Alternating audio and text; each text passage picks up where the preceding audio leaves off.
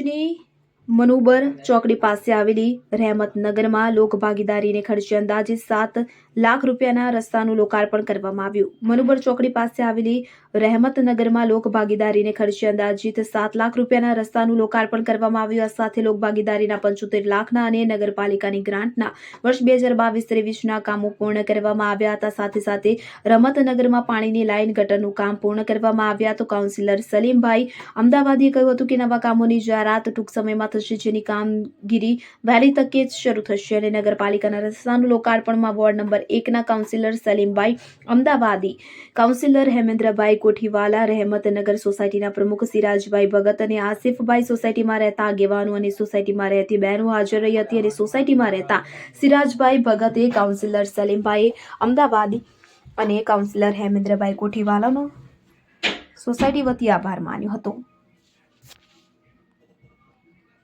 याकूब पटेल, भरूच।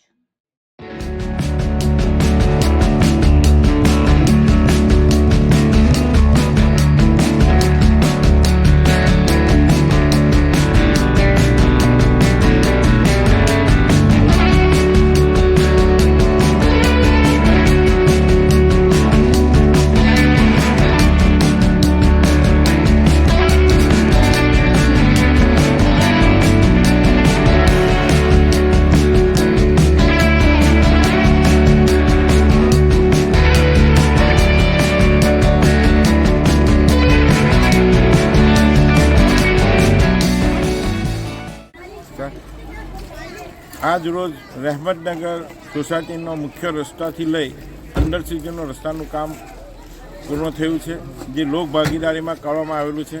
અંદાજે 7 લાખના રસ્તે 7 લાખ રૂપિયાના ખર્ચે આ રૂટ બનાવવામાં આવેલો છે। આ જ સોસાયટીનો મુખ્ય રસ્તો આ જ વર્ષની નગરપાલિકાની ગ્રાન્ટમાં અને ત્યારબાદ 70-30માં એમ કહીને મુખ્ય રસ્તાથી લઈને અંદર સુધીનો રોડ સંપૂર્ણ આજે ઉદ્ઘાટન કરવામાં આવ્યું છે। ટોટલ 75 લાખના જે કામો 70-30ના હતા તે આ સાથે પૂર્ણ થાય છે અને તે સિવાય પણ 50 લાખની જે ગ્રાન્ટ 23-24ના વર્ષની હતી તે કામો પણ પૂર્ણ થાય છે। એટલે વોર્ડ નંબર 1ના જે પણ કામો પેન્ડિંગ હતા અત્યાર સુધીમાં તે કામો પૂરા થાય છે અને હવે પછીના જે કામો છે 50 લાખ તે ઓલરેડી પાઇપલાઇનમાં છે, જાહેરાતમાં છે। એટલે તે 24-25 વર્ષની જે ગ્રાન્ટ છે એમાં જાહેરાતમાં છે। ટૂંક સમયમાં જે પણ કામો નગરપાલિકા વોર્ડ નંબર 1ના મંજૂર થયા છે એ નવા કામો પર ચાલુ થશે। રહેમતનગરની પાણીની લાઈન આ સોસાયટીની અને ડ્રેનેજના કામ પર જે પણ બાકી હતા તે સંપૂર્ણ પૂર્ણ કર્યા પછી આ રસ્તાનું ઉદ્ઘાટન કરવામાં આવ્યું છે અને ટૂંક સમયમાં મુખ્ય રસ્તાની પાણીની લાઈન સાથે આ પાણીની લાઈન જોઈન્ટ કરવામાં આવશે તો આ વિસ્તારમાં પાણીનો જે સમસ્યા છે તે પણ દૂર થઈ જશે।